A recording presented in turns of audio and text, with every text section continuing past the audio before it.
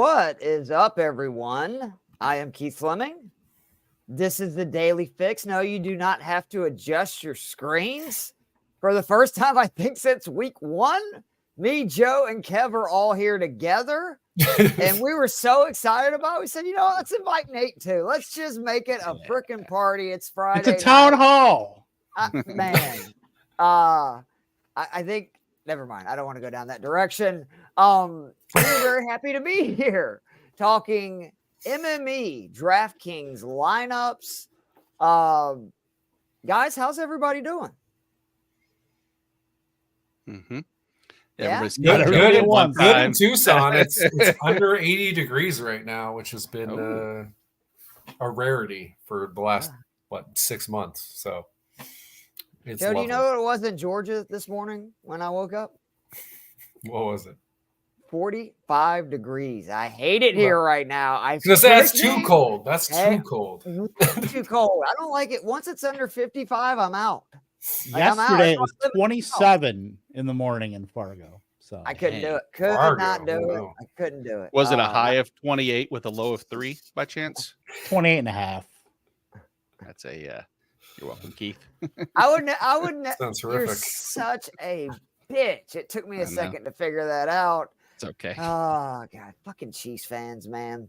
I hate them. I really do. What can you say? It's like, yeah, we'll probably win a third straight, without Rice or Pacheco or. It only took 2 minutes for me to say there's good people on both sides. So. I don't know. There's not too many good people on the Falcon side. I'll just go ahead and admit that. But we're not here to talk about the Falcons or how cold it is where we're living. We're here to talk about DK's MME slate. I think this is a really hard week.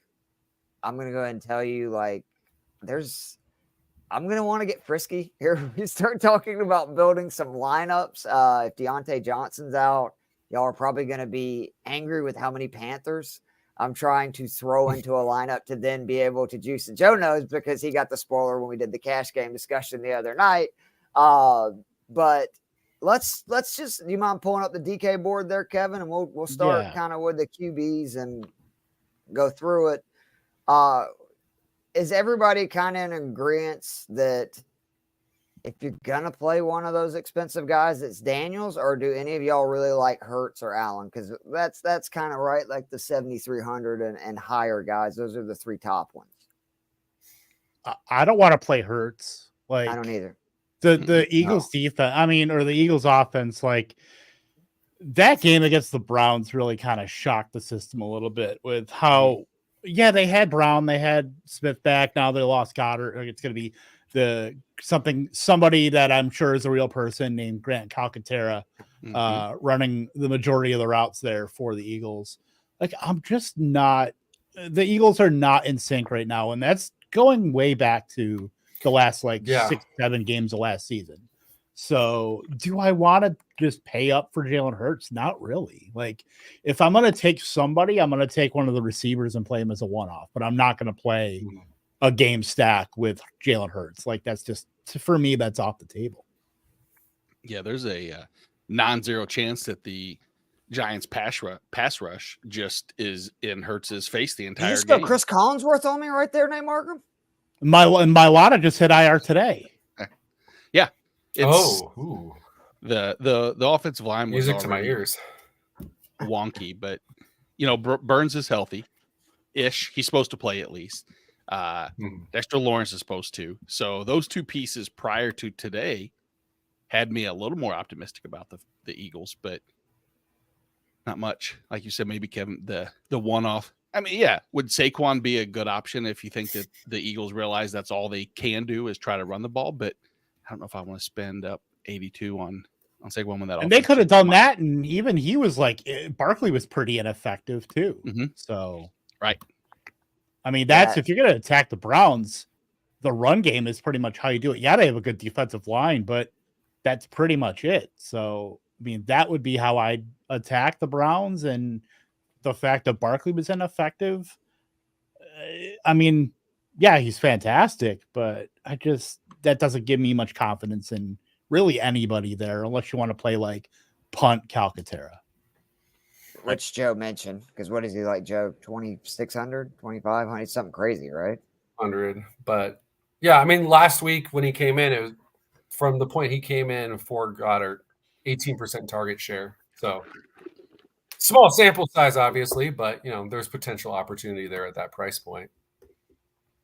But Is anybody in love with any of the guys? Because like Eagles. for me this week, like until you get down to 6,300, I'm either Daniels or I'm good going cheap. Yep. I could maybe get talked into Love. That's probably it for me. Yeah, because Love is going to get there just based on the strength of all the weapons that he has. Yeah. But yeah, nobody's really like Daniels is fine, but why pay 7,600 when you can get, I would say, probably equal production out of Joe Burrow, who I think that game is primed to be not your typical AFC North slugfest. I think that's a game that either the Bengals just get up and coast the rest of the way.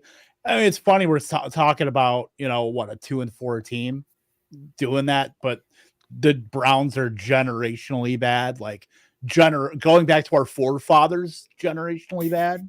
Feels like a mutiny's on the rise too, right? Like I said this to Joe the other night. It wouldn't like that's the one reason I'm concerned about like playing people from that game is, I mean, what are we going to get from the Browns? They traded Cooper. There's all kinds of rumors that they're already discussing, trading basically any of the players that they want. I mean, if you're going to get rid of Myles Garrett, everybody is up for grabs.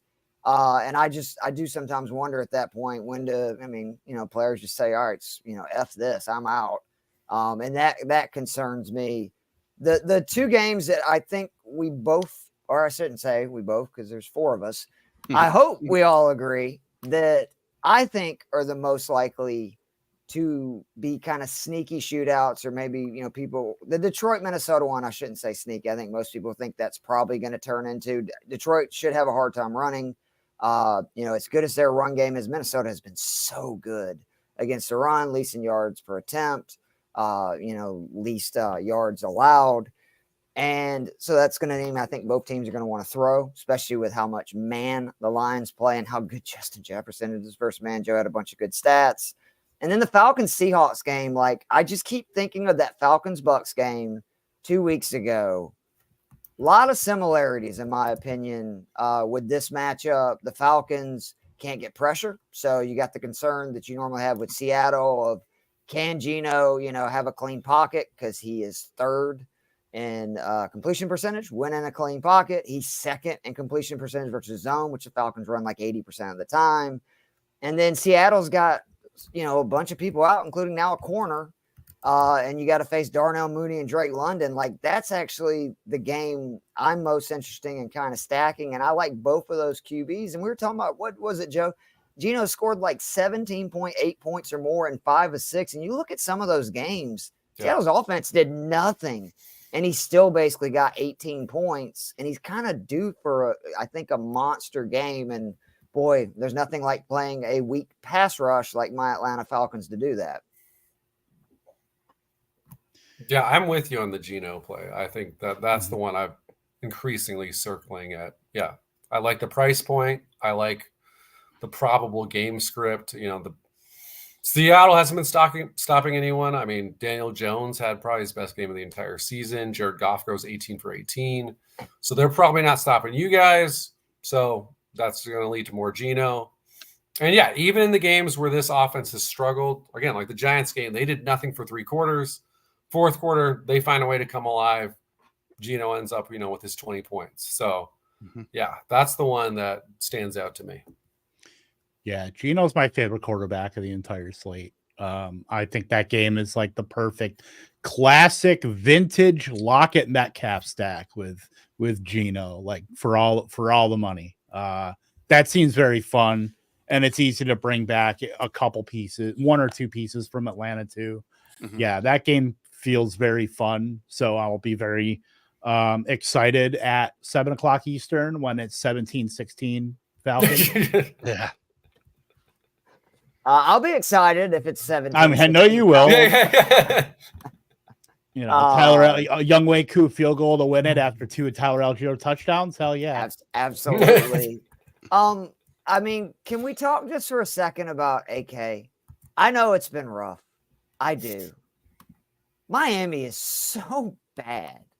And now that Taylor's out, or they're basically said he's out.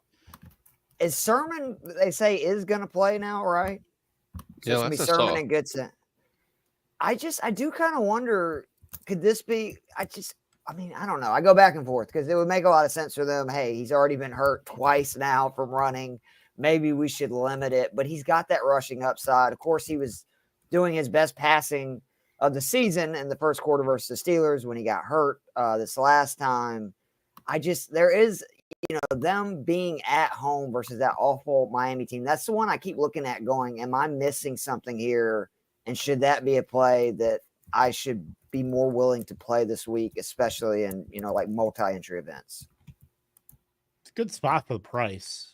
Like, that's really what you're getting. And obviously you're not really bringing anybody with him just because we know that offense is night and day. With Flacco, you can bring the pass catchers with him. Richardson, you really can't. But for 6K, the price is pretty good if you're trying to chase, 35-point upside, which he can bring you. It's just the efficiency has not been there except for that first game, week 1. Mm-hmm. Like, you're really hoping that he found something. I will say he's had a tough slate of defenses that he's faced so far. I mean, week 1, Houston's not bad, and that's the team he goes off against. Mm-hmm. And then the last two games he plays, he's facing Chicago and Pittsburgh. So, and he was really good versus Pittsburgh before he got hurt. There's a massive gap, like you mentioned, between the Chicagos of the world and the Dolphins. So I do think there's a good argument to say this is a good time to roll the dice. Any interest in Stafford? The Cup being back. I mean, that's still an if. I don't know if Cup is back, honestly. I would. I mean, if they were maybe playing the Niners or something, like a division game, I think that he'd be more in play just based on the importance of it. But against the Raiders team that's literally running out, like, they might as well be in Mountain West with the offense they're rolling out outside of Brock Bowers. Do they have to expend a lot of energy in that game to bring Cup back and possibly aggravate something? No, I mean, we talked about, hell, let's just move to running backs because it seems like, is there any other that y'all want to mention? No. Well, Kyron Williams, let's talk about Did you want to make any Dalton argument with your Panthers? Let's wait till we build lineups, and then I'll make that argument because you have to be building a specific lineup, in my opinion, to play Dalton. Kyron Williams, though, this week to me is just smash of all smashes. Like, I'll spend up. I don't care if he's high owned. I don't give a damn. He'll be the most owned player, I think, on the whole slate. That's fine. But that's chalk you eat. That's the thing. Exactly. This Vegas team, so bad. 1 of 6 teams allowing 5 yards per carry or more, 140 yards per game on the ground. And I said it to Joe that the Rams have played 5 games. Do you know how many red zone freaking touches Kyron Williams has this season? 32. I mean, he has like 99% of them for the Rams. It is insane. And again, to your point, Stafford, we know they say is fine, but you got this matchup. You need the win. You're getting closer to having the full complement of that offense back. Like, it just makes sense to it to be, Kyron until this game is just, completely out of hand. And then maybe we see some Blake Corum. We'll see. But after the bye, that narrative could be in play with maybe a little more Corum too. And this is a game that lends itself to that too, where if we're expecting the Rams at home to just steamroll the Raiders, could see probably 10 plus touches for Corum. What is Corum this week? Is he basically 4K or a little bit more? Probably, I would assume. Let me pull it up. Sorry, he is 44. 44. 44. Yeah. Hell, I mean, me and Joe talked about it with like Detroit, a few times. I don't hate an MME lineup just playing both of those guys, especially if Cup's out. Right. And with the Max Crosby talk where he was, I don't know if he was asked to leave the facilities or whatever the scenario was, but obviously if he's absent, that is another glaring hole that literally a hole that Kyron Williams will be able to run through. I'll do pick wonder him up though, at the airport, Nate, if he needs a ride and he wants Right. to come play football in Atlanta. I'm just saying, I'm available. I would not blame you one bit. What's the weather in Green Bay like this time of year? Well, that's pretty nice for now. You son of a Decent. bitch. Y'all got enough, okay? Think they're rethinking that Antonio Pierce removing the interim tag off of him?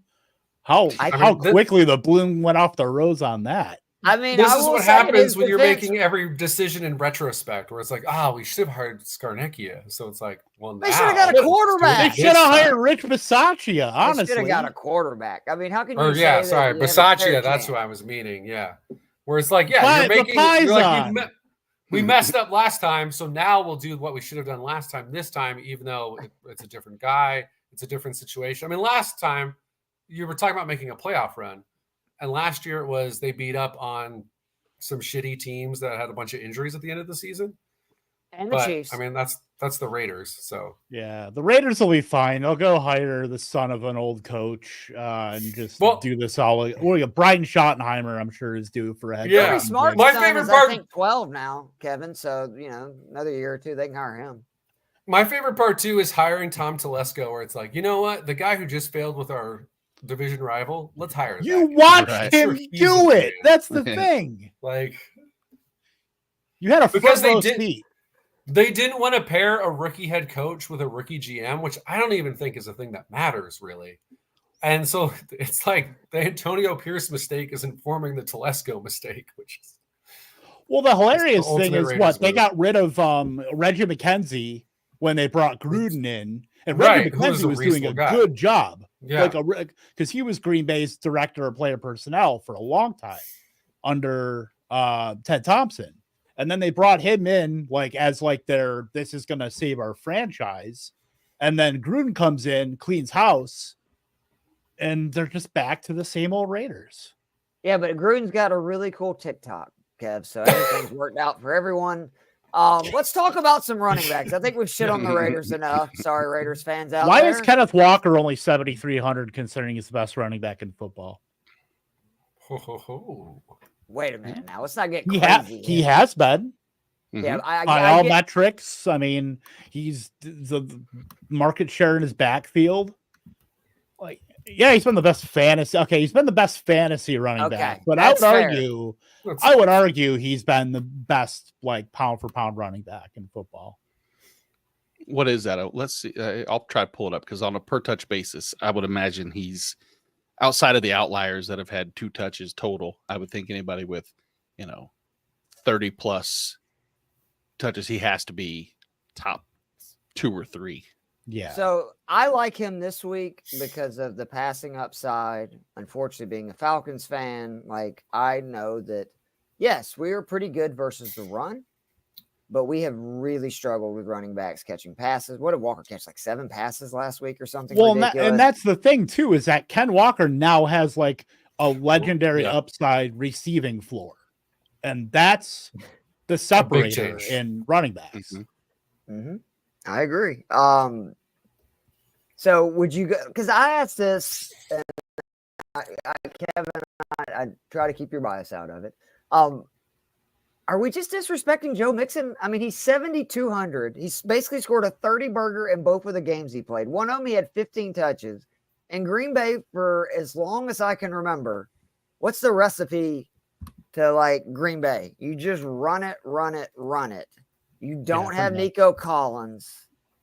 It's weird. I feel really awkward about being all in on that play, but at the same point, everything you're saying about Walker, Mixon's played 2 games and he scored basically 30 points in both of them.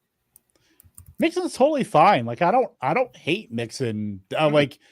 Someone has luck boxed into 2 great situations where there's no competition behind him in Cincinnati and now in Houston. Joe Mixon, for whatever reason, has gotten both of the nut runouts for a career, but this is a good spot for him. I do like it, but I don't know if they it so super run heavy. Remember that game the Texans had last year where they went negative 15% pass rate expected and lost to the winless Panthers. Like, that's your cautionary tale of when you can get too cute and think you can just run over a team. And I then agree, but you they let had a 30 team carries the first week in a game that was close versus the Colts. right. That's how you keep teams. Pass. That's how you keep teams that shouldn't be in games. And then you're going up against the Green Bay Packers in Lambeau Field with Jordan Love that's thrown for multiple touchdowns every game. Agree. Like, I'm arguing the other side though, is that's why how you try to keep Jordan Love off the field. Oh yeah, running 100%. the ball and controlling the clock. Cal Sanger has a question. You guys I love Cousins this week, but I can't sit Jordan Love. Can anybody sit Jordan Love over Cousins? Nope. Mm-mm. Okay. So that's easy. You make the argument in DK. I don't. Yeah. Right. Yeah. Exactly. Yeah. No. Actual. Definitely not. And then Chubb or Dobbs, full PPR. Everybody, Dobbs. Anybody want to make the argument for Chubb? I mean, if you don't want to play the we gotta see it game, I don't terribly mind Chubb. Do you want me to give you a little Georgia history? He tore his knee his sophomore year at UGA. Was out for 7 months, almost the exact time that he's been out for this injury. And against North Carolina in the opener, his junior year, he had 33 carries for 230 yards and 2 touchdowns. Nick Chubb is an alien. I will never bet against him. Having said that, it would be a situation where I feel like if you need the safe play, I would play Dobbs. If you need the guy that could go off to where, because the Bengals defense has just at times been really bad, especially versus the run, I might play Chubb. Dobbs ain't safe. Play That's Chubb. fair. Yeah. As the Packer fan, who Romeo Dobbs is the most I'm sorry, that's my Packers bias with Romeo Dobbs. He is like one more like good wide receiver, like Tucker Kraft being consistent away from being Cedric Tillman, like being cardio wide receiver. He already runs the routes. He's barely earning targets. He ran into 2 touchdowns. It's like the squeakiest wheel of all time last week. He's like a fine wide receiver, but he I don't know. You want to have a little bit more therapy there? We can talk through this, buddy. I'm here for you. I'm just sorry. It's my Dontavian Wicks bag defending. Well, he's also, I mean, I'm just, I felt for you last night, man. I really did. So we like Walker and Mixon. I'm really mad at Brian Robinson, who looks like he is going to play and ruin me being able to play Eckler and McNichols this week everywhere. What a jerk. That goes double for James Cook, who, whether Ray Davis ends up playing or not, I would have a ton of Ty Johnson. Where is the next? Because I actually, again, it's another position where after kind of mixing, I'm all the way down to that 6K range before I'm really into a bunch of guys that I like. Do you guys have any kind of in that 6,100 to 7K range that you like? Sorry, go ahead. No, I mean, I don't even want to, because I keep talking myself. It doesn't take much to talk myself out of it. Is I really like running backs, pretty much anybody going against Buffalo's run D, except when it's Tennessee on the road. And it's just like Levis could very easily get absolutely. And even if that means, garbage time for Pollard maybe to catch some passes. That's not exactly, and it's not his forte to carry the workload this year, though. I mean, and no Spears. Yeah, that's what I was going to say. Right. That was the one guy I wanted to bring up because he's at 62 or is it 63? 63. And Joe, to your point about price. It is a good price. It's the blowout. It's a combination of two things. I really like the matchup as far as what Buffalo can't do against opposing running backs, but I don't like the fact that it takes a good drive and a Pollard to be completely, eviscerated by a bad Will Levis mistake. Yeah. And so I'd rather spend the 200 and get, or 300, whatever it was, to get Chuba Hubbard at 65 because he's been productive in blowouts. And really, you look at him since Dalton's come in, he's had over 90 yards 4 straight games. And Washington's not a good defense. Nope. He's going to be out there until Jonathan Brooks comes back. So I like Chuba in this range. Yeah. Did they rule Brooks out this week? Yeah. Okay. Yeah. Cool. A highest success rate of any running back, by the way, any qualified running back, Chuba Hubbard is. Third most rush yards over expected as well. You know what? I will say that I know it hasn't been very good and very fruitful, but if there's a way for a team to get right against a get right opponent, it's Devin Achane against the Colts. It's a very good point. Like, just get back to running the ball with. Would make sense. Yeah, that's like all right, we're reset. We have our bye. Let's get to doing what we know we can do. And it's going to take some, passing as well. It's going to take Huntley or whoever to, provide at least some kind of resistance to where you can't just load the box. So, but I do like that. I mean, we know Achane can break one anytime. No, he's to me, yeah, he's the. I mean, that's MMA catnip, right? Like, just shoot it into my veins because we've seen what he can do. He was made for a slappy like me. Yes, he was. Let's scroll a little further down because I love the 6K range. Let's start with Kareem Hunt, who, goodness gracious, I was telling Joe in the cash game show, I missed on this, and I'm sorry. Kevin, I think was it you? Somebody did mention him the week that we knew he was joining the Chiefs, and like, was he worth an ad? And I was like, hell no, it's 2000, the year of our Lord, 2024.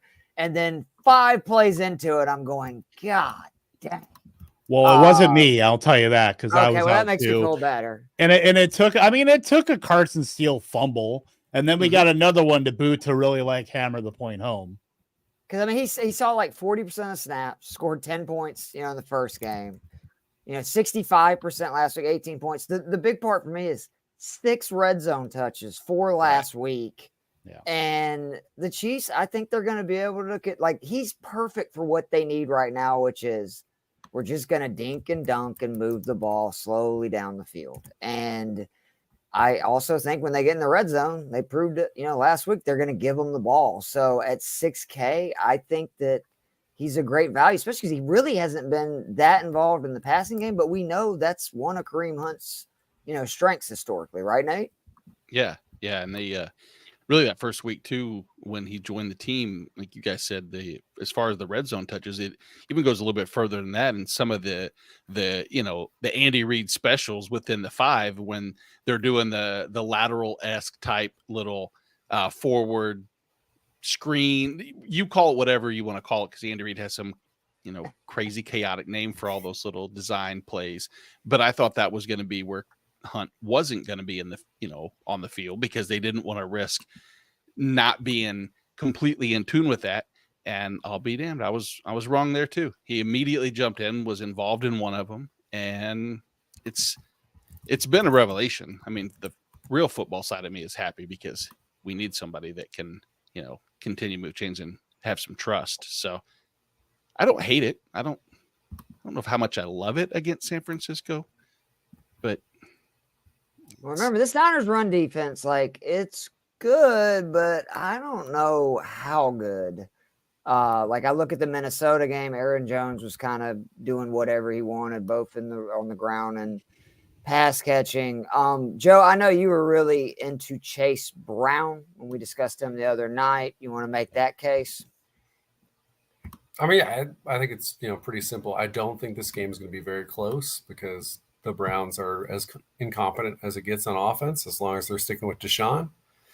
And Chase Brown is finally, it seems like, pulling away in this running back committee. I mean, and he should be.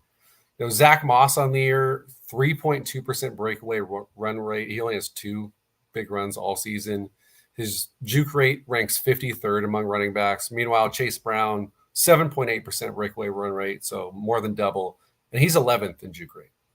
So he is actually forcing missed tackles. Now, sadly for my Giants, his fumble did not hurt him too. So at the end of that game last week, so that probably saves him from any, worries about ball control, especially because we also saw Zach Moss fumble. So yeah, I just think Chase Brown is ramping up. The Browns are just the game script the entire second half. I think it's just going to be run the ball.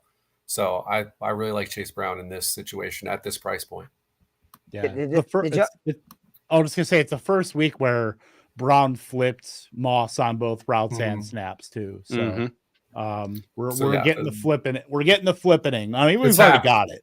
Can we get somebody else? I think it happened last week, and now it's confirmed. Is that possible? Because I told you that this dude is facing like the 8th most average defenders in the box per run, which is just showing that they're Who's basically that? I'm sorry. Chase Brown. Oh, Brown. Which just shows how bad, once again, the Bengals play calling is. And just, I know it's one of Joe's big pet peeves. Let's get a little disgusting.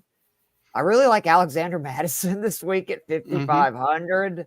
The big thing for me, you look at it, his last two, 36 touches, 27.6 points on DK, and he faced two of the best defenses in the league versus running backs. Pittsburgh and the Broncos both allow less than 4 yards per carry. They've allowed 6 touchdowns combined. The Rams have allowed 6 touchdowns in just 5 games. And then the big thing this season, when he plays at least 58% of the snaps, which I'm pretty sure he will again this week, he has 14 targets, 11 receptions, 165 yards, and a touchdown in those games, averaging 14.6 points and scored 16.2 in 2 of 3. And I think we can all agree, right? Like, we see the Rams getting up. That's actually great for Madison, who is way better as a pass catching back than he is as a running back. Yeah, it was really funny to see. Well, not really funny. It was actually kind of sad, but maybe a little funny to see Amir Abdullah, that one play where he got down to the 1 yard line where he looked like Nebraska Amir Abdullah, and then he fumbled his goal line carry, reverting back to Detroit Lions Amir Abdullah. But yeah, I guess that's a little funny in like a not a Schadenfreude kind of way, but like looking at the lower end, like I'd rather play Tyler Goodson than Trey Sermon. I'm sorry. Like, yeah, go for it. All day. And I really hate the scheduling gods too for putting the Steelers on an island game where I can't play Jalen Warren with Russell Wilson now at quarterback. Completely agree. He will be my showdown captain, by the way. I will say that. Let me ask you guys this, because I know this doesn't have to do with DFS, but I keep going back for Arthur Smith loves to use tight ends. Everybody's so excited about Pat Freiermuth. I looked last year out of 49 QBs that threw 100 passes, Wilson was 47th. Well, you could say, oh, the Broncos had shitty tight ends. That's fair. I get that. In his entire career, he's had 2 tight ends finish top 20 in PPR. So is that something where in this offense, Pat Freiermuth is still getting a boost? Or is that a misnomer that everybody's just assuming when, if you look at the history, he doesn't throw to tight ends? He not only had to not throw to tight ends, he had to do it in a system that has historically completely thrown to tight ends. I mean, they've manufactured, elite fantasy tight ends and target share every stretch of the way. And somehow, and I didn't believe that. I still firmly believe that Freiermuth is an upgrade with Russell Wilson. I think I think him and Pickens both are, but if the line gets up, which is the big concern, they just lost another. Yeah, it's tough break, man. Like both your first and second rounders are now out. It's like obviously that was an issue, or you wouldn't have gone. O-line, first and second round. It's just like, God, can you catch a break? And now you're going to put the quarterback that's less mobile back there. Make sense. Somebody. Exactly. Which is why, like Kevin, the captain with Jalen Warren is, great call. Yeah. Oh, it should be that you would have to think that there's a floor of at least, 4 check down receptions as a floor, which I'm more than happy with. Jalen Warren's a bit, I hope fully healthy now. I would certainly hope so, but one more running back I will say is who I'm waiting for. Can we just not anymore with Cordell? Like, can we just send him to a nice farm family upstate and say it was a nice time? He looked good on you got to convince Arthur Smith. That's the problem. Yeah, he's got some photos or something on him. That Nepo baby. Good luck. But one more, Tyrone Tracy, criminally underowned because of the ambiguous situation with Devin Singletary. Right. I think it's at least worth. What's his ownership? Projected probably I was just curious because 3-4%. you said criminal. I was just curious. Sorry. I mean, I don't think he's going to get anywhere above 5%. Okay. But let me check projected. Because they right came out now. today, right, and said that he's still going to be significantly utilized, right? Even Yeah, with- and we Yeah. know what's the definite. Can He we get better a be. definition of the word significantly? Yes. Please? Joe, More- you're the Giants fan. Go ahead. The stage is yours. So wait, are we talking about significantly underrated, or are we talking about a significant amount of the carries? What are we? What part are we describing as significant? I think it's will the significantly be the usage by comparison to last week's usage, or will it be by comparison to weeks Right. 1 and 2, where anything is more significant than Right. Yeah. I would hope that he's at least getting 40% the rest of the way. I don't know why it would be less. Yeah, I think there's an argument that he's already more dynamic than, and I don't think Singletary is bad. I just think Tracy's How is actually a good Philadelphia running back. versus pass catching backs? That is a good question. Well, I will say The my other thing definition is I worry about the Andrew Thomas injury as a Giants fan. I'm just so scarred. He made by a the very history good case. there. I was all in on Daniel Jones, and what then he happens told me about without Thomas and his on-off numbers, and like now I'm very concerned. Not to mention, apparently Daniel Jones has been awful at home for his last 4 or 5 home games. Like he just got me real nervous. When originally I was looking, man, Daniel Jones at that price was rushing upside. Neighbors is back. Let's go. And then Joe just poo-pooed all over it. Yeah, the first 6 games, the Giants had the same 5 offensive linemen out there for every snap, and now you're removing the linchpin. So I'm pretty concerned. If you asked a question about how are they against pass catching backs, and if I use the last 2 weeks, well, I can go on the season last 2 weeks. I mean, here for the season as a whole, Philadelphia has allowed a total of 200 yards receiving out of the backfield, no touchdowns yet, 29 targets, 21 receptions, which bottom third. Last 2 weeks they've allowed 4 catches over the last 2. So I mean, 4 each though, 4 each, not 4 total, right? But I mean, you got to think they played 4 total. So you got It's 4 total. Kamara, yeah. Oh, wow. Yeah. Well, I will say this. Like they played teams that have pass catching backs. Right. Well, I will say this. If you ask me, Kevin Tompkins, my definition of significant, that's what Breece Hall had against the Bills. Significant is 87% of the snaps, 77% of routes, 18 to 21 running back carries, 6 of 8 running back targets. That is significant. Yeah. So I just want to put that out there on Front Street for Brian Dable to go up against what his definition of significant will be. I don't think it'll be that. I think it's probably more of like a 55-45 thing. But that'd be my guess. Yeah. Can I plead for a 95-5 Devin Singletary way for both Kings Classic teams as well as numerous others on a selfish note? Since I did join you tonight, please. Thank you. I have Tracy. I'll take it under advisement, but we're probably not letting it slide. Oh, there's a we now. He's weaseling you two into it, just so you know. There we go. Let's go. Exactly. I'm just kidding. There's good people on both sides. And for Joe's sake, let's hope they both go off. There we go. Yeah. Let's go to wide receivers. Goodness gracious! I mean, just what's your catnip here? Because you got Jefferson versus Man. You went over that, Joe, on our show. You guys still got some of those numbers right in front of you because it's outrageous. So Jamar Chase. Jefferson so far this season against Man, which again the Lions are 6th this year in their man rate. 40.5% target share according to PFF, 1.12 fantasy points per route run, and what is it? I'm doing my math here. Yeah, just right on 6 yards per route run against Man. So, yeah, if this turns into a shootout, then unsurprisingly, it's going to be a Justin Jefferson shootout. And then, yeah, Sam Darnold, huge difference in his splits.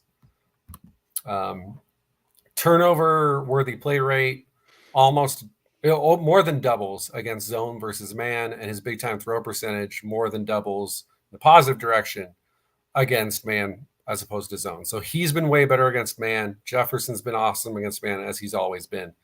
So I think it's very reasonable to just go fuck it and pay that, but 8,500. And you actually made a case while we're talking about Minnesota for Naylor as well, right? Yeah, because Naylor splits as well. Well, I mean, obviously Jefferson's still super productive against zone as well, whereas Naylor has a 9% target rate against zone, jumps up to a more reasonable 15%, and he's not seeing the same number of targets. It's relatively small sample size still, but 0.79 fantasy points per route run. Obviously, some of that is you catch a touchdown early, that's going to jack it up, but it's 0.23 against zone. So he's been much better, and he's 4,500. So if you're buying in that this game is a shootout, those are the two I'm looking at. I think I'm steering away from Jordan Addison this week. My Kings Classic bags do not like the Jordan Addison last part of that sentence, but we'll take that under advisement. Well done. This is a bag defending show. We all have our own personal. We should just wear like our personal, like a NASCAR, like the self-interest. Exactly. Jordan Addison, Tyrone Tracy. Mine would just be Brock Bowers, Lab McConkey all over my body, so I'd have it tattooed. You were saying Chase. This is a Chase week. I think it's Chase. Yeah, there's some metrics, though, right? That Higgins has actually been better versus man. No, or Jamar Chase has been double teamed 42% of his routes this year, which is maniacal. And the Browns are one of I believe they're the worst team as far as double team rate in the NFL. So I do think that while typically it seems like a spot where you'd go away from Chase, I think Chase is going to be under-owned compared to where he should be. I think you could probably still get him at 6 to 7% and just absolutely crush. With the Bengals, we know higher pass rate over expected. They're passing in all situations. I think that lends itself to just getting that Jamar Chase blow-up game. I like it. So a lot of people are obviously talking about St. Brown because, again, you can't run on Minnesota. I do want to tell people I actually like playing Jameson for 2,300 cheaper. Vikings blitz 41% of the time. Jameson is actually being targeted more than Ross St. Brown this season when the lines are blitzed. And I know I'll say that so St. Brown will have like 17 receptions this weekend. But when you got a guy that's that much cheaper and he's seeing a higher target rate and he's seen 6 targets the last 2 weeks and he's got 5 catches, 150 yards and 2 touchdowns. I just I don't know, man. To me, that's the more appealing play, especially in MME.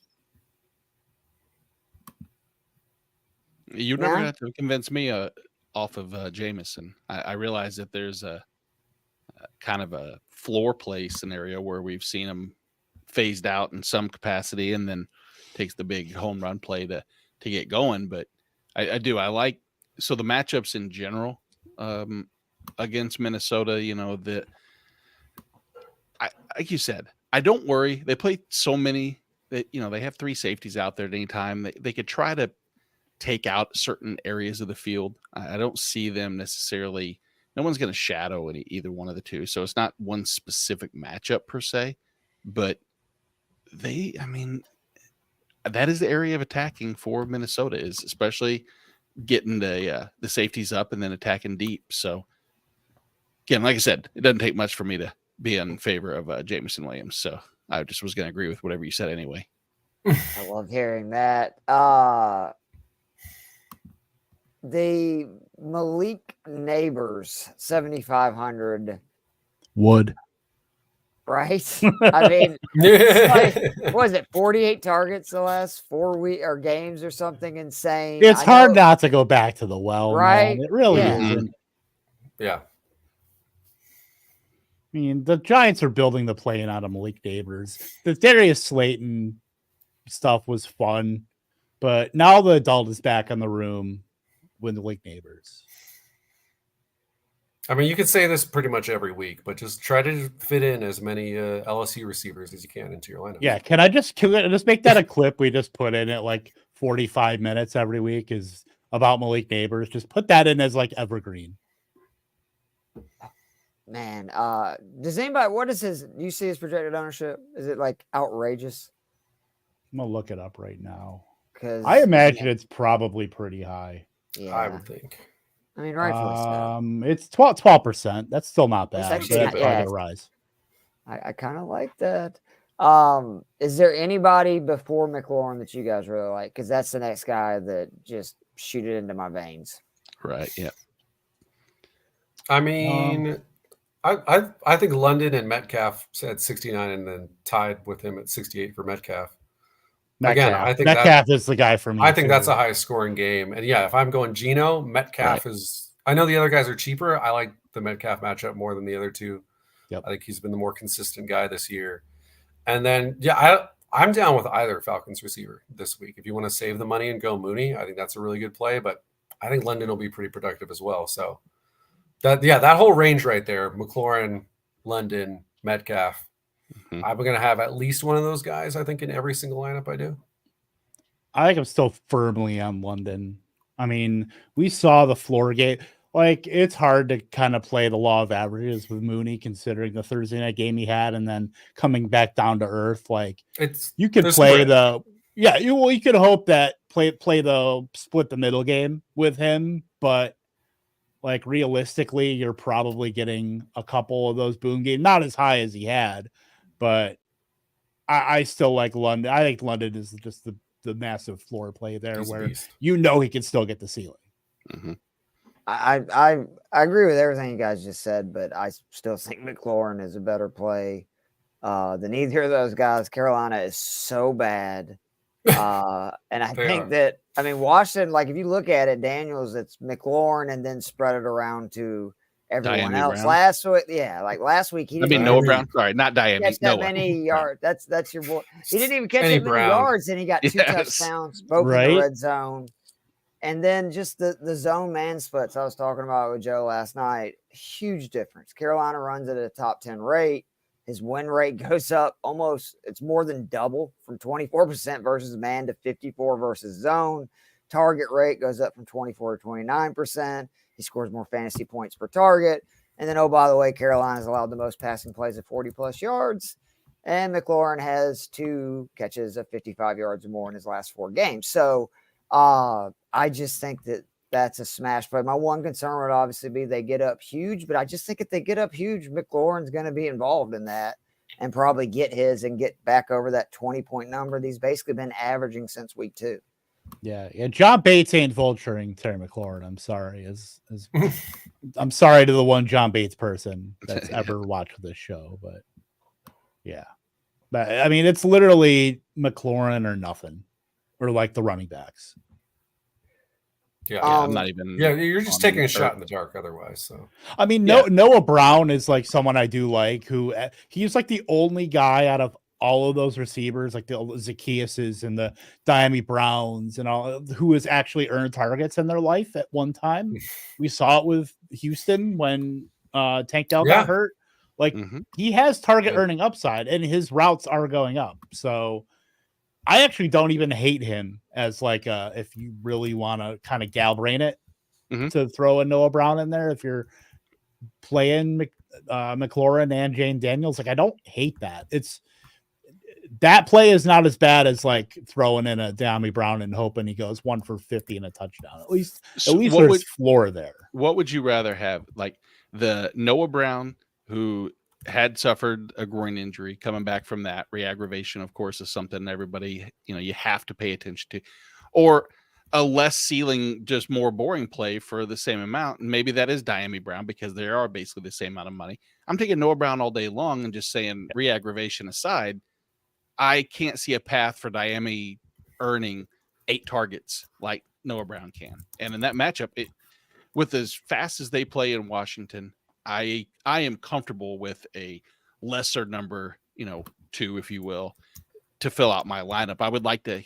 Could you do that with Daniels, I guess, probably have McLaurin and him. If you were really, we're not going to talk about lineup structure quite yet. We'll keep going at wide receiver. I can promise you, Nate, and Cash, there's going to be a lot of lineups with Daniels, McLaurin. And then you can definitely do it in MME. I do wonder about the upside because you would have to get into that Carolina kind of deal that I'm talking about where you're taking like Sanders, Leggett, like all those guys on the other side, assuming they're down chucking, maybe Hubbard. Any other guys you want to talk about kind of in this range, or we can get to some of the cheaper plays? I'm scrolling down now. Like that, I mean, I talked about Chase, but that's still a good price on Higgins too. Ayuk's not a bad price either. I want no part of Pittman with Anthony Richardson there. No, either. I like Downs more than Pittman. I think when Richardson's out there. Either I just it's hard to get on not any putting of him those in right guys. now either. But I think he's seen less of a drop off with. Richardson I mean he's just the best. I would say he's better than Pittman as far as a pure like target earning wide receiver. Yeah, like I think he's more skilled than him at that. Just I like JSN but I do think it's more of a if you're gonna attack Atlanta, I think you got to do it downfield a little bit. And we know Lockett and Metcalf have the more downfield profile versus a JSN who runs at the 5-6 yard ADOT. And that's why I like him though this week. Falcons, they give up 76 completion percentage. You look their yards per attempt, one of the lowest in the NFL. And the passing yards is actually one of the lower ones. And JSN's better versus zone. He's got to really compile. That's what that's fair. It's a good environment for it too. I think I would feel I feel way better with the Metcalf and Lockett's what did I go buy him 5,300? I'd probably rather have Lockett $600 cheaper than JSN. That's just me. But I don't know what his target rate is versus man and zone, but he is averaging literally a full point more per target versus zone than he is versus man. JSN is. So, I mean, it may just be that he hasn't, ran as many routes. I don't know, but I mean, I get it. Can we get down to the Carolina guys? Because that's who I really want to talk about. You're horny for Carolina Panthers. I am. I mean, because I am for one specific one because I've been talking about for the last 2 weeks. That's what I was going to ask you. Our boy Coker? Yeah, is it Leggett or Coker that you're all in at the wide receiver for Carolina this week? I mean, 3K. Twist my arm for Jalen Coker, who is absolutely dusted. It's a low bar. It's a limbo bar, but Jonathan Mingo. But yeah, I mean, just looking into the profile of Jalen Coker, small school FCS, Holy Cross, produced at all, the last 3 seasons. Dave Canales talking him up at rookie camp, in great detail, which you don't see from a UDFA. So clearly he was Canales was enamored with Coker from the start, and then makes the team, works his way in, and now is already basically the third wide receiver, a slot only guy. I'm fine with that profile. He's going to be on the field quite a bit. He's already running 75% of routes in that offense. Outside of if Deontay Johnson misses this game, Coker's going to be on the field 85% of routes. And yeah, I mean, it's not, he's got some size. He's 6'1", 210, I believe, and running the slot. I'm fine with that. If you get into Andy Dalton 45, 50 pass attempts, I mean, for 3K. So can we do a Coker Sanders lineup for 5,900? That would be 2 plays and then just load up everywhere else. You could do that. I'm not against it. Real quick. Here's the list of wide receivers that PFF on their matchup advantage receivers versus opposing DBs. Here's the full list of guys they have ahead of Coker. Jamar Chase, T. Higgins, A.J. Brown, Justin Jefferson, Garrett Wilson, Drake London, Jacoby Myers, Chris Godwin, end of list. He is the 9th highest advantage according to them against, again, Washington's secondary is awful. So yeah, if we're getting the, as we assume, because Washington should light up this Carolina defense, if we're going to Andy Dalton dropping back 40 plus times, I really like the Coker play as well. All right, I mean, I've always been a Coke over Pepsi guy. Maybe it's been a sign. It's been leading. You're not to wrong this about moment. that either. So, man, y'all are making. So Dalton, I didn't want to mention it, but let's just get into it, even though it's way too late.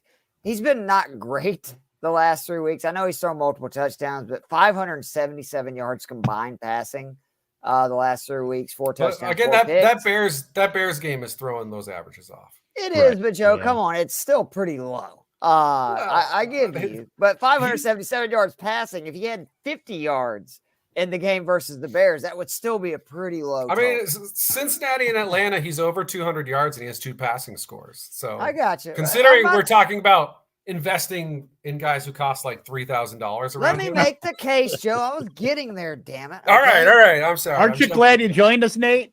But on the other side, right? Like he played the Raiders 4 weeks ago, 29th on DK, 27.6 points. Washington's 27th on DK. And then, like, if you look at them, yards per attempt, Vegas 6.9, Washington 8.1 allowed. Passing yards on the season, Vegas 1237, Washington 1397. Passing touchdowns, Vegas 8, Washington 12. And then sacks, Vegas 14, Washington 17. I mean, in most ways, this is an even worse pass defense. So, I mean, it's just how much does not having Deontay Johnson factor in to Andy Dalton? That's my biggest concern, because obviously he's getting such a huge target rate week in and week out. I can't wait to tell my kids about the Andy Dalton Jalen Coker wars of 2024. It'll be written in the annals of history. They'll learn about it way before you. It will be one of the annals of history for sure. Yes. He's gonna put it on his tombstone. Let's move to tight ends, and then we'll build a lineup, and we can talk about. Was there anybody else we liked other than Coker? By the way, I mean, obviously, Schuster at 4,000 is outrageous. He is. It was limited. That hamstring was something to pay attention to, and that actually also, we're going back to the $6,000 guys. If Juju misses, I don't really love Worthy week in and week out just because the inconsistency, but I think he'll be pretty heavily involved in that offense. And at 6, his explosive play upside obviously gives him a ceiling that's pretty righteous for a 6,000. Hasn't San Francisco given up? I mean, the 99-yarder to Jefferson, I think Collins had like a 60, 70-yard touchdown against them. Like, they've given up some big plays. Mm-hmm. And they had also had injuries to the secondary. Charvarius Ward was hurting one of the games. I don't know if he's returned. I guess I can find out real quick instead of saying I don't know if, but they had situations across that secondary, but it looks like Hufanga's out too. Yeah, Hufanga's been out. So Ward's back. He got 3 full practices in this week. But I don't know. It sucks because you have to wait till Sunday night to find out if wait, it is Sunday night, isn't it? No, they're 4 o'clock. 4 o'clock? Yes, the afternoon game. But yeah. It's 8 o'clock somewhere, I guess, technically. Like in Iceland. Yeah. It is. And Reykjavik Chiefs fandom is huge. And so we shout out. I don't think I said Reykjavik probably proper for the Icelandish people. They got the gist of it. Nate, and I say everybody's name. Yeah, I was going to say. It's a good place to be. There's a good one. Etny, etc. Like when the rare shout out Reykjavik gets, like, I think they'll be fine with the pronunciation. That's fair. I do like if Jordan Whittington plays, I do like him at 4,800 too. He's really taken a bit of a lead. I know Cooper Kupp, that's gonna a lot's gonna hinge on him, but I still think Whittington, when that pass catching group finally gets back to Kupp and Puka, I think Whittington is the guy that stays there out of that gross DeMarcus Robinson to Whittington trio. I mean, I think, as we've said with numerous other players, it's hard to put the toothpaste back in the tube with just seeing Whittington earn routes and then earn targets, I think he does that way better than DeMarcus Robinson. DeMarcus Robinson has been a cardio guy for the last like 3-4 weeks. So I do like that play there against the Vegas Raiders. Other than that, there's not a lot of, Noah Brown we just talked about. Turner's kind of interesting for Who? MME. Trey Turner? Yeah. Or Tucker? Tucker, yes. All right. Or See, DJ I told Tucker. you. No, it's Not- Trey Tucker. That's what we're not- talking not about. Last week, the, I got him mixed up. Second baseman? No, not that guy. Okay. I don't like What Phillies. Turner though? I mean, I thought he was much more utilized than He saw more targets for sure. I don't know about the snap count. And it's just the fact that Tucker has so much upside, and I think they're going to be down. There's no Adams, right? Like He earned one target and ran like 95% of routes. Yeah. Like on an offense that, you had Bowers, but you're also running out DJ Turner, Christian Wilkerson, and Alex Bachman. Yeah, Mhm. that's a Future really good CPA. trio there, Kevin. Come on, man. well, Like- let's see. Don't get me wrong. The matchup, if they had against Porter, maybe that was what stifled it. Let's see. Turner had one target, or Tucker had one target. Porter, he just really wasn't. I mean, it's also the Raiders. Maybe they were been in shambles longer than I think we're giving them credit for.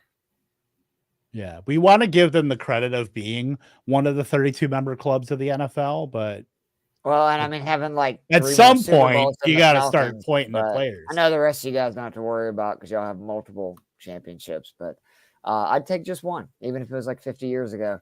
Tight ends, man, it makes me feel dirty when I like a lot of tight ends this week, and I would easily run a tight end flex with double tapping tight ends.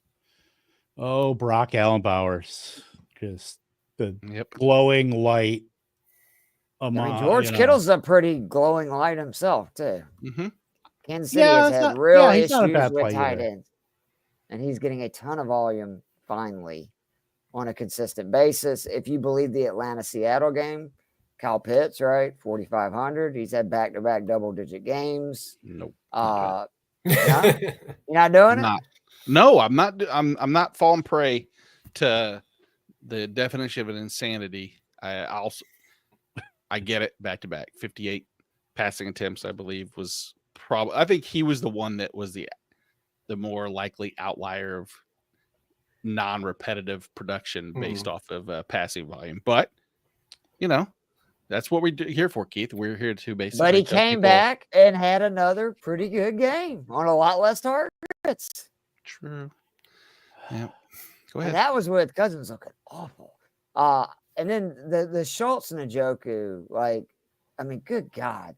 Njoku played 70% of the snaps last week.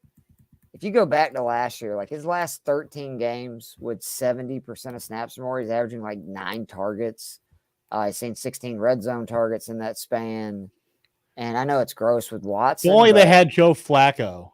Right? That's right. But I do think Seriously. that, I mean, he's going to just get so much volume at 4,100, right? I mean, that's the other option there is like now with Cooper gone, it's Cedric Tillman basically running the never earned a target X receiver that runs 96% of routes while Elijah Moore and Jerry Jeudy run around like electric football. So someone's got to earn targets, and I think it's Njoku. That's why I just, again, because I think that I wouldn't be shocked if he has like a 15, 16 pointer this week, just on, like 8 catches for, I don't know, 60 yards. And then next week he's like 4,800. Dalton Schultz, 4,200. I just want to like mention before we get to these cheap guys, he's now the third target again, in that offense with Nico out. I talked about him last week. It didn't work out, but he saw 8 targets. That was what I was looking for, was the volume. Texans OC is talking about, I know he hasn't got off to the best start, but we need to get him involved. And Green Bay's had some issues with tight ends. So, especially the last 2 weeks, I think Parkinson and McBride caught like 15 passes combined the last 2 weeks. Mm-hmm. So that could be some potential. And then I do kind of a little interested in Jonnu Smith. Indy has been so bad also versus tight ends. I think was it last or 2 weeks ago because they were on the bye. He ran like 13 freaking routes or something, and I think he got 8 targets. I mean, that is outrageous. And he's 3,400, and he's playing a defense that's even worse versus tight ends. Did Kaseki come off the injury report? Because that would influence my Eric All mention of the week. Yeah, he's not listed on. Okay. Yeah, I know he had a hammy, so that's what I thought. Either he was like completely out or wasn't updated or something. But yeah, I mean, I still don't mind all. But like, if Gesicki was out, that runway would have gotten very clear. Even though Cleveland, not the greatest defense. Mm-hmm. Now, Joe, you tell me I'm not crazy. Is that the only reason Theo Johnson was viable is because they didn't have Malik Neighbors? Fair statement. I would say at this point, yes. Okay, good. Back half of the season, maybe that changes, but yeah, right now, I would say that's true. Okay. Damn, I wrote about him as a look ahead waiver. I mean, tight end is so goddamn gross. I mean, I think Right. look ahead, that makes sense. I just wouldn't. I'm not banking on it. First week with Neighbors back, I would stay away. No, Unless- listen, at least the he's, last 2 with the weeks, I line, mean, even right? without Neighbors, is still a modicum of encouragement. I would Yeah. say. At least Huh, from Joe? the fact that he What's earned that? 4 targets in 4 weeks. Well, you've been talking up your Yeah. concerns with Thomas out. Wouldn't that be good for Theo Johnson or no? No, because Wandale that to Robinson? me, Who's the person I think we're that talking benefits about most? more tight ends staying in the block. That Which means probably- it's Chris Manhurt's season. Yeah, I think you're seeing less Theo Johnson just on the field. So, yeah, I would be rolling the dice there this week. I think the Sanders play or the Calcaterra play, if you're going super cheap, those make more sense to me. So here's a question I have for you guys then too, is talking about number of plays or being on the field. Will Dalton Kincaid with that collarbone scenario be limited in terms of the total volume of work? And does that mean that Dawson Knox might be somebody down there that's worth, Man, at Caught a 3,000? touchdown last week, right? He's already been limited when he was healthy. So add an injury to that. I know. Yeah. I don't know. And then Kincaid's Amari not Cooper great. coming in. I know it's week 1, his first week there. I don't like. I hate the target competition that they have there in terms of trying to figure out. That's like if What's going Musgrave on, yeah. came back this week and he was healthy and they put him in. Would you have any willingness to even look his direction? No, and that's not the same comparison because how good Kraft has been. But I didn't like Buffalo before as far as identifying anybody outside of maybe Shakir, and it gets even muddier. Yeah. What about Noah Fant? Since we're talking about that game potentially being a shootout, again, Atlanta is actually pretty good about not giving up big chunk plays. I mean, no, Fant's not bad. He just put up a 6 for 63 game. Like, he's pretty good. That's really nothing to shake a stick at when you're talking about tight ends. I mean, Jatavius Sanders just had 4 or 5 catches versus this Falcons defense last week. I mean, that would make it also a cheaper option for your Geno stack if that's one of the ways you want to go. Yeah, it's just so hard to look at production and poo-poo it because of whatever priors you have. Like, you just got to take it and run, man. Mm-hmm. Yep, I agree. Tight end has been just that just goes to show you, like, 0 to 60 with Brock Bowers. Like, it took him 6 weeks to become Dynasty tight end 1 and redraft tight end 1. With Gardner Minshew and Aiden O'Connell throwing on the ball. Now he's going to have Shedeur Sanders next season. In a generation, dude, man. He is unbelievable. I can't wait till he gets a QB, man. He's like uncoverable. Like, you just can't guard him. He's too big and he's too fast. Let's build a lineup because the defense. You want to go defense real quick? I mean, do we really want to talk defenses? Titans. No, I'm not, and I'm not even kidding. Titans. No, I know you're not. That's reasonable. I mean, it's not. I like the Giants at 2,500 more. Do you? Yeah. I don't know. The Titans, that's like the one thing that they can do, and we know Josh Allen inefficiencies not totally off the table.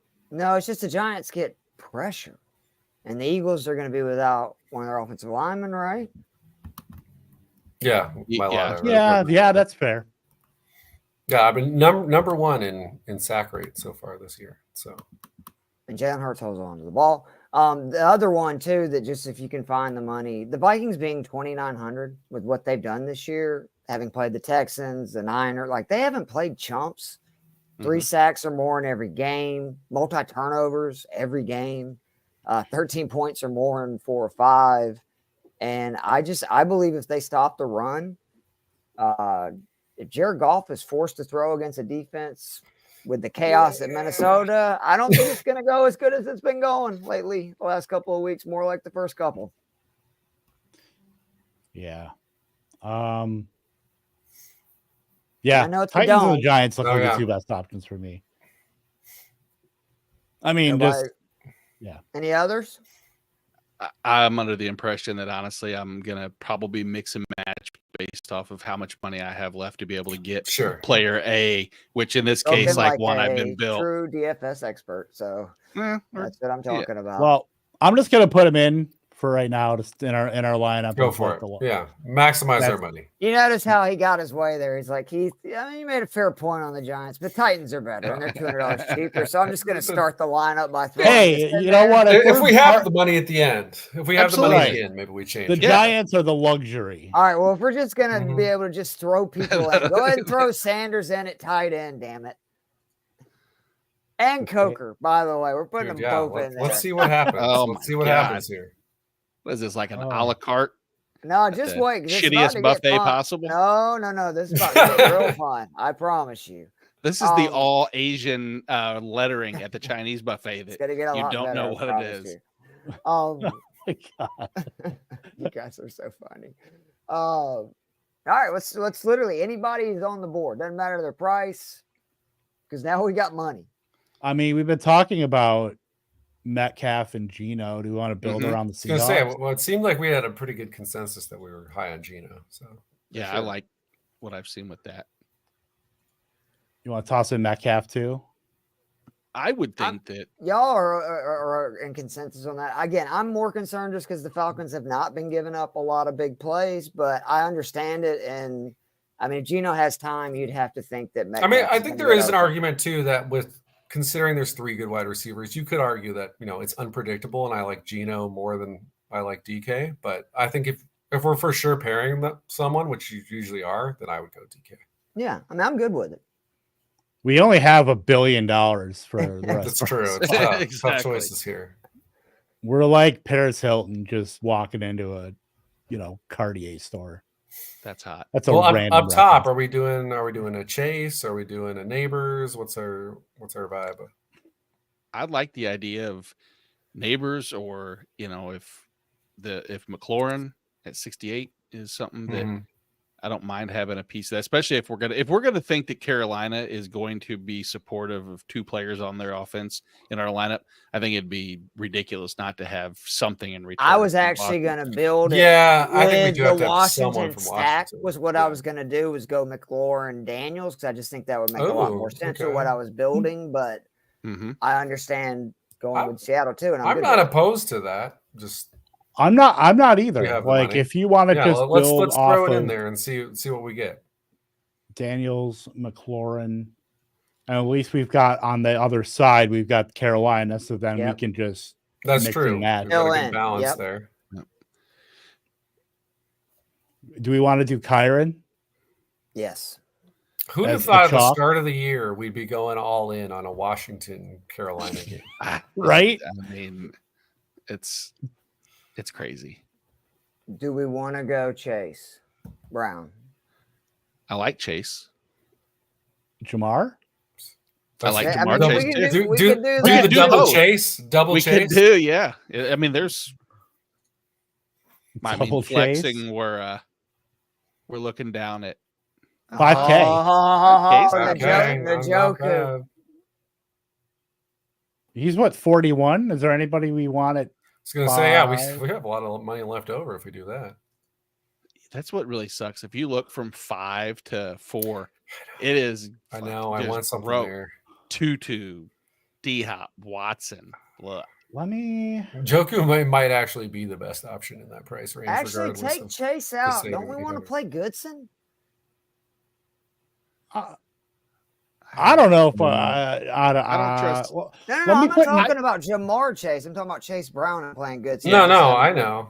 I've got him in. I put Neighbors in. That Okay. to see what 5,900 gets us, and that If you gets us don't like double the tight does- end. okay, and I'm fine with You that. get Bowers in there? Bowers to correlate with Kyron. I like it. Ooh, okay. Yes. So that gives us Daniels to McLaurin. We get the two bringbacks with You Carolina. notice that bastard left $100 so you can't get up to the Giants. You son of a bitch. So we can't get up to the Giants. All about it. Now, if you went with Alexander Madison over Chase Brown, you could get the Giants as well. But I'm cool with I would rather have Chase Brown. I would much rather have Chase Brown. I would too. If I have the money, and I'm just giving Kev a hard time. There's just something about just a power flex of having Coker as the top wide receiver over Exactly. and Malik Neighbors. And Sanders at tight end over Bowers. Just Yeah, That's true. Bowers, yeah. Can you switch Chase Brown and Kyron Williams so we absolutely just have it in the bizarro world? Absolutely. I do that with the flex whenever I fill out the lineups, though, where I'll take the cheaper guy at the position just because it's so much easier to find him if I'm don't have search on my, if I'm doing it on my phone. Right. And if something drastic happens last week, if something weird happens, warm up. Mm-hmm. All right, everybody feel good about this lineup? I do feel good about this. Feels it's very fun. All right. This is definitely a lineup for the fun to happens. It does make sense because the if-then scenarios are in play. If we're expecting production out of Carolina, like we said, Washington's going to get theirs. If we expect the, I don't know if I can expect anything with the Titans-Buffalo game necessarily other than why not at this point. I'm all in favor. 2,300. Yeah. They force it to Amari Cooper, and he throws two, unnecessary picks. There we go. We just need one pick six, and then we're golden. And then I like the Kyron Bowers combo. That was amazing. That's great. Yes, that's what I was. There's nothing better than when you have Tampa in 100% of lineups and they have a pick six within like the first 5 minutes of the game. It's like, all right, I'm good. Jalen Coker can be our Sean Tucker, the guy nobody saw coming. There we go. Yeah. Kev, I went back and listened. Did you hear me? I actually did say last week that I was like, when I was Irvin, I was like, the only concern I have about Irvin is like, what if they end up using Tucker like they do, Rashad White? Did I play Tucker in anything? No.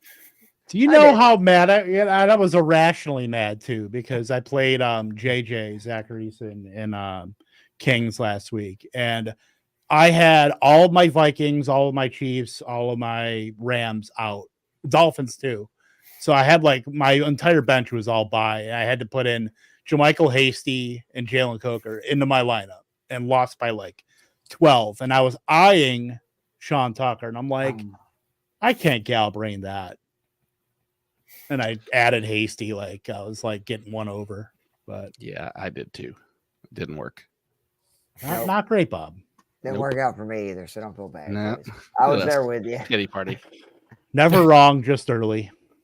Yeah, exactly. Yeah, just like Tank Bigsby is a prime example that, we're never wrong. We're just early. I just was 1 year early saying he was going to be the best back in Jacksonville's backfield. Anything else you guys want to say on this slate, or what do you think? We wrap this bad boy up? It's a fun slate. Yeah. Like, how many games are over 51 points? Like, there's 3 games, I think, that are over that. And that's with us not having like the Baltimore Tampa game. Like, right. Yeah, that would have been a fun game to have on that would have been the one I was loading up on. Although I guess the ownership probably would have been insane for that lineup. But yeah, there's so many guys in that game. Staring down like 60% Chris Godwin and like every lineup. Right. Doubling down on Flowers. You have to get to the Jets Steelers before you have a game under 40.5 Sunday. There we go. Yeah, because even Titans Bills is 41 points, and that's not even like, it's not high by any means, but it's not like, worst offensive. Wait a minute, you could get New England at plus 200 money line. Sunday morning? Really? Is it really? Patriots went out right, man. I'm just telling you. That's what I'm saying. 2-1. Yeah, I don't hate it. Shad Khan spent this week preparing a flat for Doug Peterson to live in for the rest of the year when they fire him and leave him there. It's nice of him. There was other options I thought they may try to do with him, which didn't involve. I figured that letting he him would live. be running AEW with Shane McMahon. Kev. They could put him to work at Craven Cottage if they really wanted to, make him an employee of Fulham FC. See, there you go. Is that a soccer thing? I don't know. They own that. They own Fulham as well in the Premier League. Sorry, the Premier League. The only soccer team I know over there is Welcome to Wrexham. So that's it. Thank you. That's how I know. I've become a soccer fan because of the documentary I watched with Ryan Reynolds and Rob McElhenney. Which, I mean, who doesn't want to watch? Because we're Ryan stupid Reynolds? Americans. We don't know anything better. Stupid. I mean, pretty much, yeah. Ted Lasso and Wrexham. There you go. That's the extent of the knowledge. For real. And the women's soccer team, right? Come on, Jim. U.S. I mean, U.S. Don't be. Yeah. Don't be a I'm always sexist, watching the Joe. women's team for Okay, sure. I just want to make sure because you're saying, just I really only watch soccer during World Cup. So to me, yeah, the women's team is where it's at. Yeah, the guys suck. And I've been Hey, saying we it got the forever. new coach. All right. Well, They I'm say that like every cautiously 2 optimistic. years. That's great. For this you, is the Joe. best coach we've ever had, at least based until the next one. Until the next Well, one. I mean that's true, but I mean more accomplished than anyone we've ever. Can we get had. better So, players then? I mean, that's What's LeBron doing? what's Allen Iverson put him doing? at goalie? Can he still run around? Yeah. Go for some AI. Put in Tyreek beat at Hill? goal. Tyreek Hill probably pretty good on a soccer field, I would imagine. I would think. Now the problem is when the French put Wembanyama at goalie, and then it's over. I think he runs Oh, about that no. much cardio now for the Miami Dolphins. It's a normal soccer match. So, all right. Well, guys, this has been fun. Nate, thanks for joining us. You got anything you want to plug? Nope. Sunday morning. You and me and Mel. Hopefully somebody's joining me. The And Sunday Jorge morning. makes 3. Oh hopefully. yeah, he very could possibly join. That's really honestly. I mean, what is that? 3 hours long, a little over 3 Sunday morning from 8 a.m. Central to 11 a.m. Central. 8 a.m. Central. I was about to Central. I work in Central moving Standard Time. I was like, we're moving it up an hour. I didn't get consulted about this. Didn't sign up for that. No, I just speak in Central terms. It's easier for me. I didn't know it's 8 a.m. for you. That sucks. Yeah, it does. Really bad. Real bad. We That's should my make Joe dedication. join us. That would be 6 a.m. Yeah, for Joe. I'm sure he'd be happy to I'll join. do the 6 a.m. for me. Yeah, there you go. You're gonna need to be up. Me and Joe will get up and we'll do the pregame before your stream. Yeah, That'll really work out. break down. At least I'll be up for the Patriots game. So Exactly right. That's what you guys can do. Talk about that for 2 hours somehow. I could talk about Drake May for hours. I could totally do that. I am Douglas? very high on Drake May, so yeah, I am too. For that, I matchup. I thought a little So too nice. high, and then I watched last week, and I'm like, no, I wasn't high enough. I spent $13 on him in Kings Classic and with Brock Purdy, and I'm pretty much ready to just start Drake May. Like, that's not I don't think that's egregious. No, This week? I mean, I just think in Just the general, because Jags, there's rushing sure. upside. 40 yards per game in college. He had 38 yards. It's, first full start. Like, I think that's kind of going to be around what he does every week. He gets a rushing touchdown. Suck it, Matt Harmon. Just kidding. I love you. That is a tricky one though, Kev, is having that situation because Purdy against the Chiefs defense is tricky. It's not the should I, could I, dare I. It's the will you actually hit the button and do it. And that's, I talk a big game until it actually comes time for me to physically hit the button. And at that point, then I chicken out a lot of the times. I mean, as the guy that's not afraid to push my running back 1 to the 11th round, I think maybe I'm more inclined to push the red button or take the blue pill. So true. I could probably talk myself into that, but yeah, I have Kyler and May in 2 different leagues, and in both of them, I'm thinking about starting May over Kyler. I think the Chargers D is legit. Because at least in that league, in the Kings League, it's so barren at quarterback. like unbelievably barren. I don't know if it's the same in yours, Nate, But there's literally Aiden O'Connell and Daniel Jones and Herbert, and that's like it. And Purdy's bye is week 9, so I needed a quarterback anyway. So it's a combination. I get my bye week and I get a blocker on like every other team. So I like. Worth $13. Absolutely. I mean, I said I think you can be a top 12 QB the rest of the year. Just 'cause Patriots are going to be down. You can run. There's a lot of stuff there. Just Dable give 60% of the rushes to Tyrone Tracy for me. He said 6%. Dable, 6%. Stay tuned for next week's show when we will spend another 10 minutes talking about which Giants running back ends up getting more carries. Stay tuned for the thrilling conclusion. Exactly. But I appreciate you guys as always. That was fun stuff.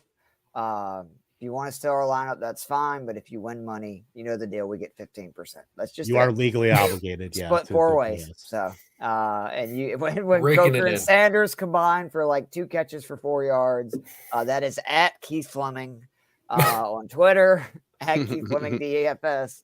On TikTok, just send all your nasty messages to me. Leave Kevin, Joe, and Nate alone. That was pretty much my idea. Okay. So for Keith, Kevin, Joe, and Nate, we're out of here. If I can remember how to hit the end string. There it is.